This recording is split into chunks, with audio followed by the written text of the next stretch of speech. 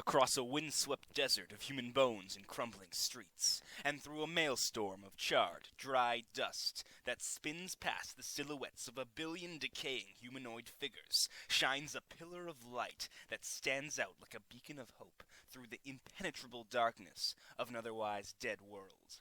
All other parts of Earth are silent now, save for the hungry groans of the creatures that now stalk the lifeless planet.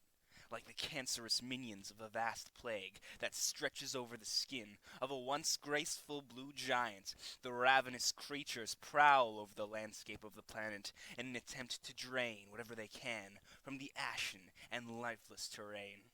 The entire planet seems deserted and desolate, completely absent of human life. Only rubble appears to remain as a reminder of a past civilization.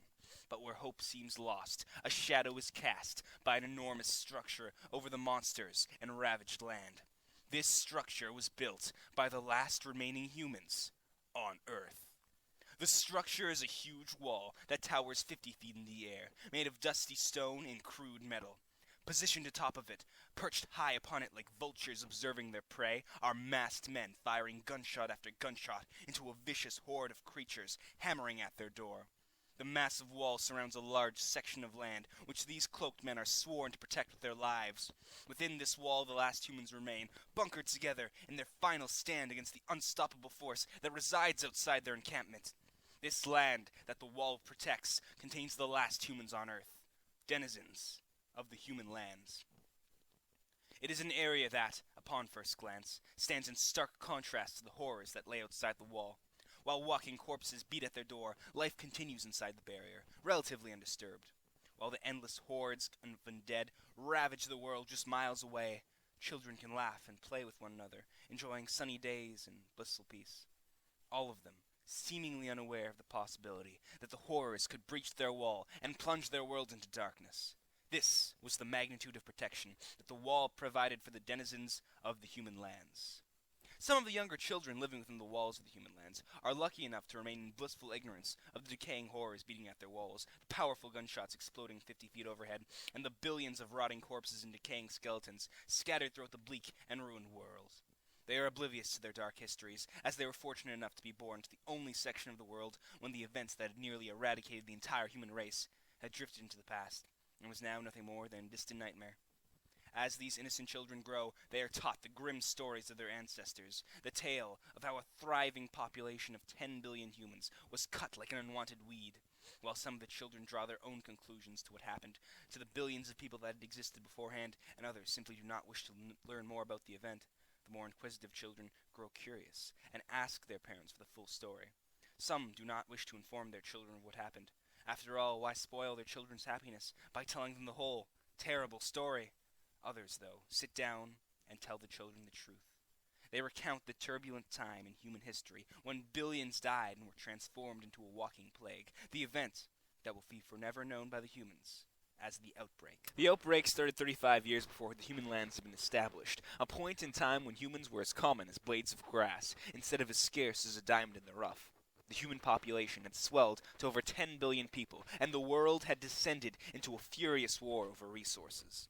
The war had claimed millions of lives, but that death toll would pale in comparison to what came next. An arms race developed, the winner of which would not be the side that could create a bigger bomb.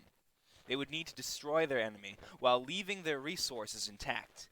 Biological warfare commenced. At first, toxins were released. They were both deadly to humans, but harmless to their houses and resources.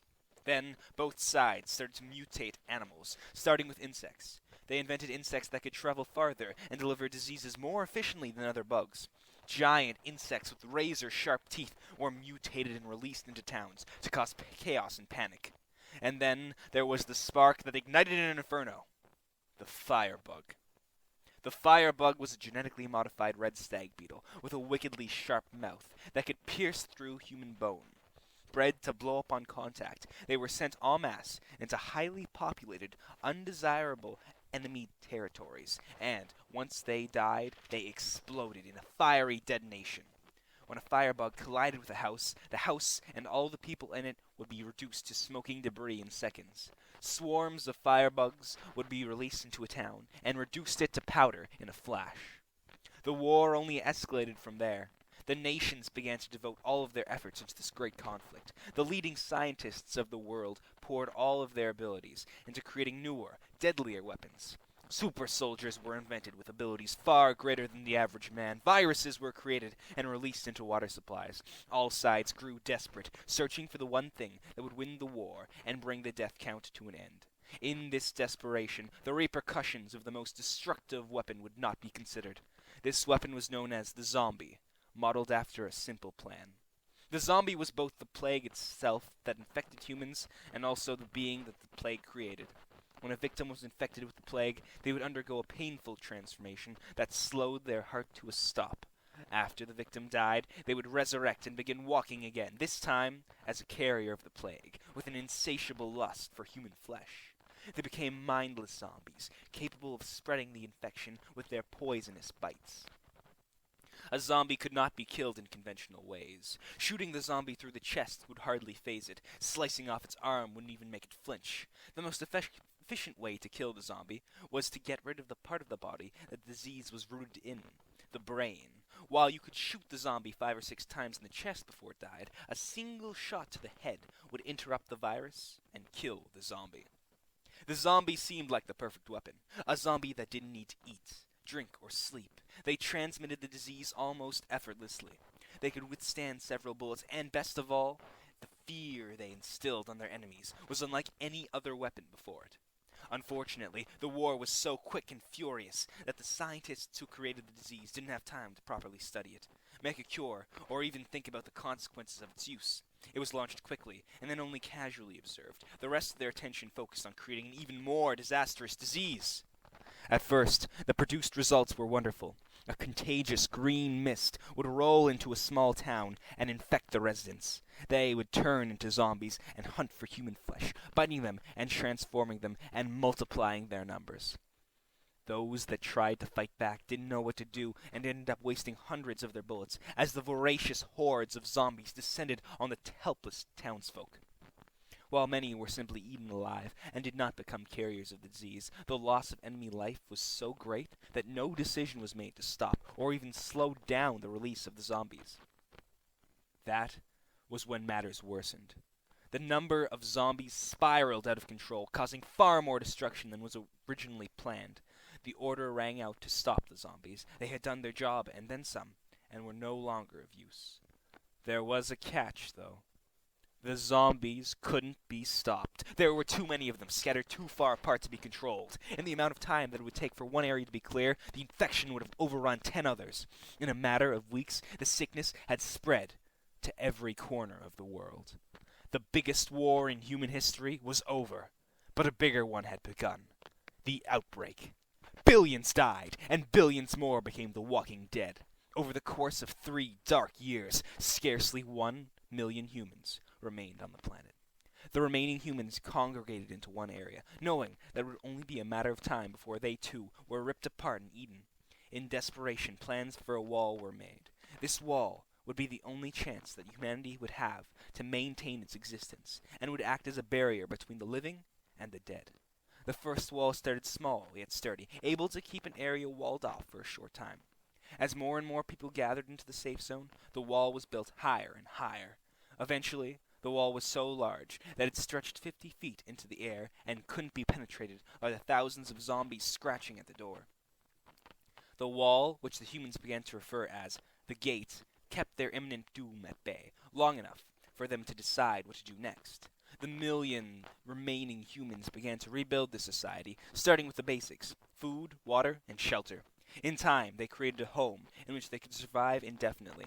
This safe haven grew to be known as the Human Lands, and the horrible wasteland of bodies outside was known as the Deadlands.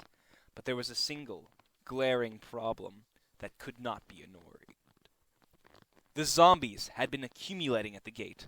While the wall was robust enough to resist the scratches at the wall, and hardy enough to ignore the incessant beating of the ghouls, the zombies began accumulating around the outskirts of the gate. This wasn't a problem when only 100 or 1,000 zombies had encased the perimeter, but it grew into a crisis when millions of zombies smelt human flesh wafting on the breeze and traveled like a natural disaster towards the gate. The zombies climbed over the gate, either grabbing onto the wall and attempting to scale it, or clambering over one of the tens of thousands of other zombies and jumping off of them into the human lands. If nothing was done, the zombies would be able to infiltrate the human lands and close the curtains on humanity's last hope. An organization of armored men was created in necessity. Clad in black armor, sporting a filter mask over their mouths, and equipped with the best weapons humanity could find, these gatekeepers battled the zombies from the tip of the gate, pushing back wave after wave of invaders.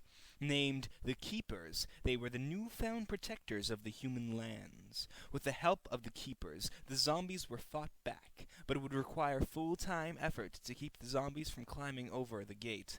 If a zombie somehow managed to climb over the gate and get past the Keepers, there was one final line of defense, a series of large buttons known as sirens. When the Keepers were all occupied at the gate, they would never know if a zombie managed to slip through their defenses.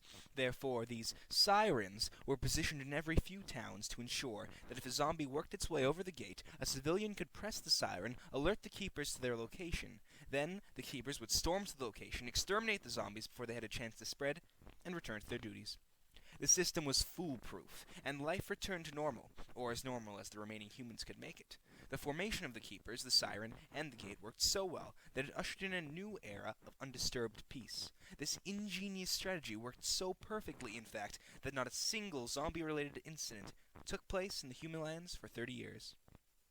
This story, however, takes place 30 years later.